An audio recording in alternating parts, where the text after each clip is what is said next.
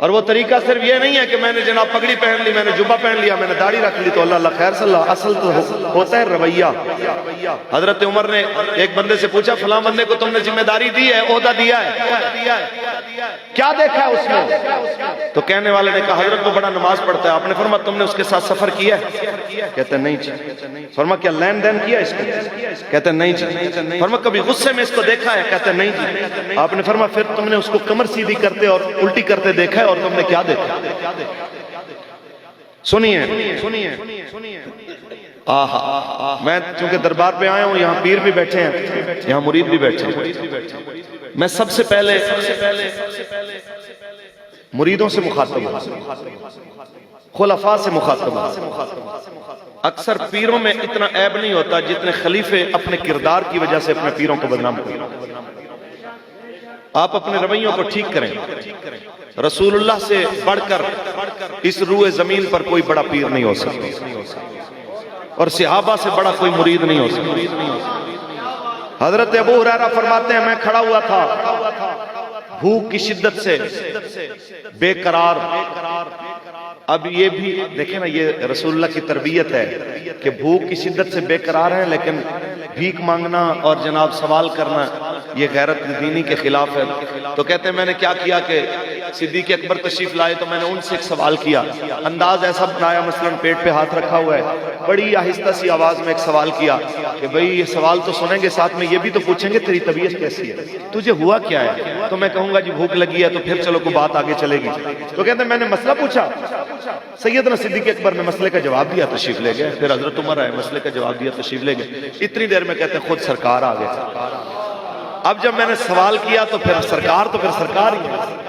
तो हुजूर को जब मैंने अर्ज की तो आपने हाथ पकड़ा, कहते हैं चलो मेरे साथ ले आए। कहते बैठ गए।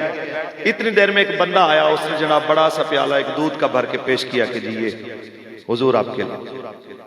तो मेरे आका ने आवाज दी, अबू हुरैरा। अब सोचे बंदा भूखा प्यासा हो, शिद्दत की जनाब भूख लगी हो और दूध भी सामने हो और ये आवाज आई, तो सरकार ने फिर क्या फरमाया, अबू हुरैरा जाइए और असहाबे सुफ़ा जो बैठे हुए हैं तकरीबन उनकी उस वक्त तादाद 70 थी, उनको भी बुला के लाइए, वो भी भूखे प्यासे हैं, चलो आप सब मिल के इसको पी लें।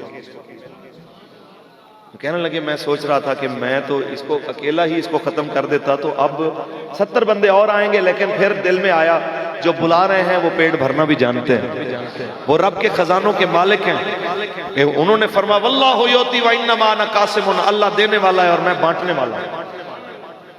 कहते मैं बुला के लाया। अब वो आए तो हुजूर ने फरमाया बिस्मिल्लाह पढ़ के इनको पिलाइए। अब यहाँ एक सवाल है कि सरकार ये भी तो फरमा सकते थे अबू हुरैरा पहले खुद पी लीजिए, बाद में आपने इनको पिलाना है, लेकिन रसूलुल्लाह ने यूं नहीं किया। आपके और मेरे आका मौला ने फरमाया बिस्मिल्लाह पढ़िए, पहले सबको पिलाइए। सबको पिलाया जनाब आला, फिर बाद में फरमाया अबू हुरैरा खुद पीजिए।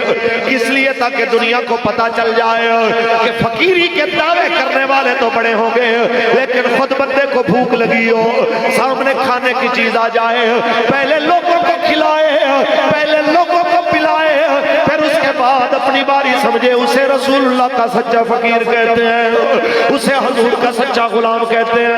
जनाब आला हज़रत सैयदना अबू हुरैरा फरमाते हैं मैंने पिया, जब हुजूर ने फरमाया पीजिए, अबू हुरैरा कहते हैं एक बार, फिर जनाब आला हुजूर ने दूसरी बार फरमाया, कहते मैंने दूसरी बार पिया, फिर कहते हैं जनाब आला तीसरी बार सरकार ने फरमाया, तो कहते हैं मैंने तीसरी बार जनाब आला उसको पिया, तो कहते हैं जब सरकार ने फरमाया और पिया, मैंने कहा हुजूर अब तो एक कतरे की गुंजाइश भी नहीं है, तो फिर मेरे आका मौला ने फरमाया प्याला मुझे दीजिए।